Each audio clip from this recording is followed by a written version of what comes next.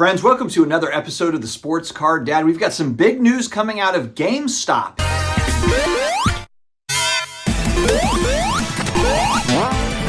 Expanding their trading card empire. The hobby is getting expensive. Make sure you get $25 off your first PSA submission. Tell a friend so they get $25 off. It's SCD25 code at the shipping and billing screen. Just say one card minimum to try out PSA. Also, I'm one of the only places left on the internet to get 10% off your SlabMags order. Protect the surface of your cards, protect your autographs. Sports Card Dad code gives you 10% off. Make sure to take advantage. All right, so collect.com, shout out to Ben Burrows over there. Wrote up a great article on GameStop's collectible business delivering over $200 million in net sales for the third consecutive quarter, according to the company's Q2 revenue report on Tuesday. This was reported just a couple of days ago. It says here $227.6 million in net sales in Q2, making up 22.3% of GameStop's overall total. Hardware and accessories continue to account for the bulk of the company's net sales, with $592 million in Q2. In addition to trading cards, GameStop's collectibles business is made up of apparel, toys, gadgets, and other pop culture related items. Ben speculates here that trading cards are likely among the biggest drivers for GameStop's financial turnaround and the relationship with card grader PSA. Now, we have seen they have submitted more than 1 million cards in 2025 to PSA. It's a lot of the reason I think that we have seen so many more TCG cards hitting PSA. PSA now grading over 1 million TCG cards, mostly Pokemon cards, every single month, with the absolute surge of Pokemon interest in 2025. It was kind of brewing in 2024, and in 2025 it has really exploded. A lot of this has to do, we've talked about it before, there is so much demand on the secondary market for PSA 10s for ultra modern cards, and of course a lot of the vintage stuff is popular, but the ultra modern PSA 10 spreads, if you get a 10, a lot of times you can double, triple, quadruple, 5x on that raw card. So you're just seeing a lot of people trying to get 10s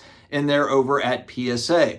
Not to mention, there was an announcement a couple of months ago in July that Power Packs have come, and that's a digital repack that is on GameStop's website, and these are PSA graded cards. It's a collaboration between the two companies.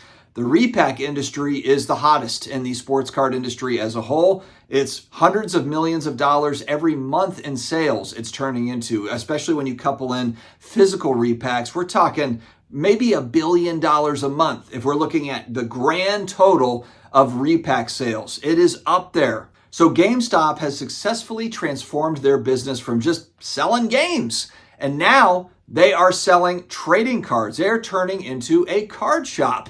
And we've talked about this too. We've had Dick's Sporting Goods, who also just bought Foot Locker, and we have GameStop. Are these all going to be mini card stores in the future? And then, of course, what does that mean for card shops, the average Joe card shop out there? I think it's going to put a lot of pressure, a lot of downward pressure on shops that are just not keeping up with the times. But right now, we have never had more interest in trading cards and collectibles as a whole than we do right now in 2025. Will that continue? We'll have to see, but we have companies that are making a lot of moves. This is the first time in the history of our hobby that we have multi-billion dollar companies that are marketing, that are putting money in and trying to really broaden out this space. So it'll be very interesting to see how this goes. Hobby family down in Florida, taking advantage of some time with my family, but I've got a few minutes and I wanted to add on to a video that I've already made. So I'm going to add this on to some other footage, another 5 or 6 minutes. I saw an interview with Michael Rubin that spells out the entire game plan for the sports card hobby as far as new product is concerned coming out. I think that's something, kind of an asterisk to put next to this, because look, there's 100 plus years of cards that we can all go buy, sell, collect, and all of that. So we're really just talking about the new age, the ultra modern type stuff. Topps taking over all the licenses. There's going to be some really cool stuff. Great cards are going to come out of it, but this interview will really shine a light on the bigger picture plan. Yeah, let me know in the comments what you think about this. 1999, whether there'd be sports gambling in America, whether you would be one of the sort of leaders trying to make a real way in that space, would have you believed it? Yeah, absolutely. I think you have to look at the rest of the world, and I think sports gambling's been a big business in so many geographies throughout the world for such a long period of time, and I think it was only natural that a market that was big and vibrant but illegal here would migrate to a much legal and safer approach. So I think I'm honestly surprised how long it took. And so in the late 90s, you could have looked in England or Germany or France or any of these other markets that were fully regulated, had big businesses, and said, this has to make sense. It's got to come to the U.S. How, when you think about the valuation of your business, the whole Fanatics business, what does the sports book represent to you?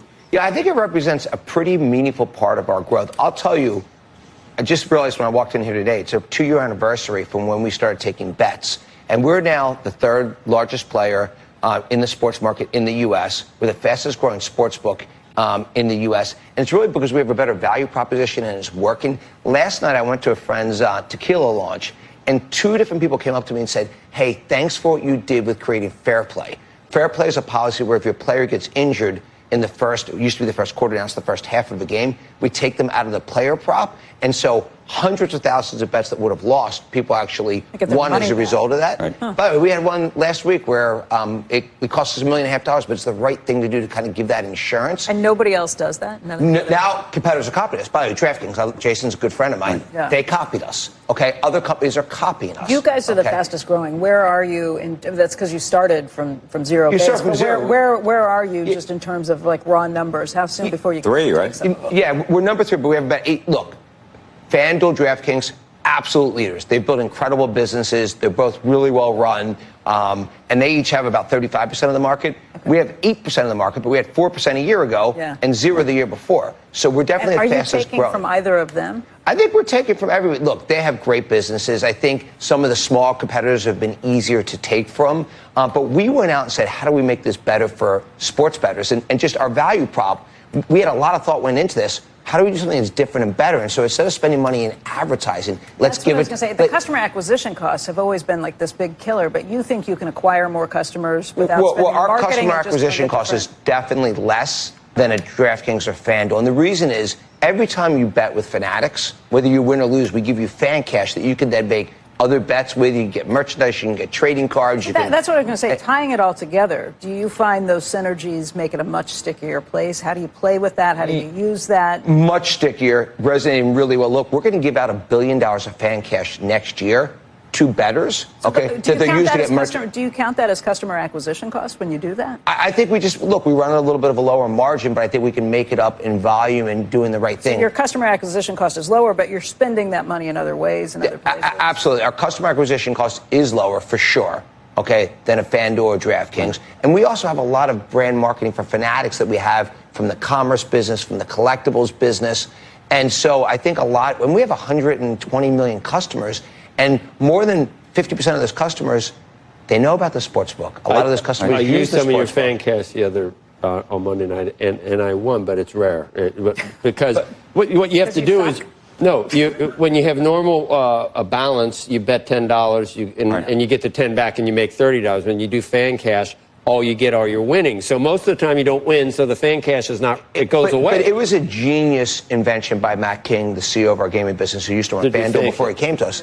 And he really came and said, look, I want to make this better for customers. What do we do different? He said, we're going to do 2 things. Number 1, every time someone makes a bet with us, we're going to give them fan cash. That's $1 billion we're going to give out next year they can use for merchandise, for tickets, to make more bets, to buy collectibles.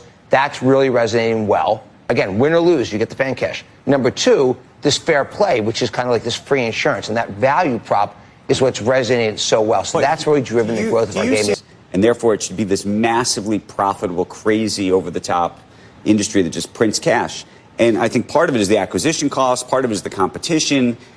Most of these businesses have not been like wildly excessively profitable yet. Yeah, so I'd say outside of the U.S., they are wildly profitable. Yes. And I think in the U.S., they're becoming wildly profitable right in front of our eyes. So if you look at DraftKings, 2 years ago, they were losing $500 million or $1 billion, maybe 3 years ago. This year, they're going to make $900 million. I think FanDuel is going to make $1.25 billion this year. So these companies have very quickly swung from tough businesses to very good businesses. And what happened was, I think, in an environment when the market was a little bit ridiculous. And by the way, Wall Street had a part to play in, they had a real role in this. They were giving free money away, so people spent illogically on customer acquisition. When we got into the business in 2021, what I said to my board was, look, I love this business long-term for Fanatics, but I don't think the economics currently make sense. let's bring Matt on, let's evaluate the market. It took us 2 years to launch, and by the time we launched, everything was more logical, and today it's the most logical it's ever been. So I'd say we're in a much more thoughtful market today,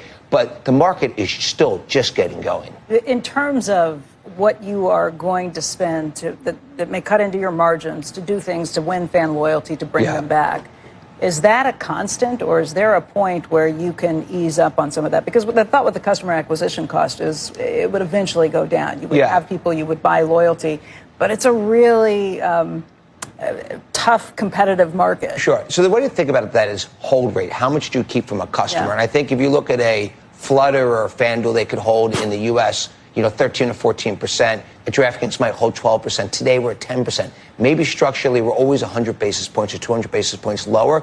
That's still a great business for us. And when you take the synergy of the Fanatics ecosystem and what it means to collectibles and what it means to the commerce business and how these things all integrate together, it's a incredibly big opportunity for us. When we look, you asked about the value of the business. When we think about what gaming can be, in our 5-year plan, we have gaming being 40% of our profits. Really? Okay. So, and we're very bullish about that. And where is it now? Yeah. I mean, today we've spent $1.5 billion since we've launched, including so it's not profitable, including the M&A deal we did. No, we'll lose about $300 million this year. We'll lose about $150 next year, and then we'll make, several $100 million in 27. We feel great about that because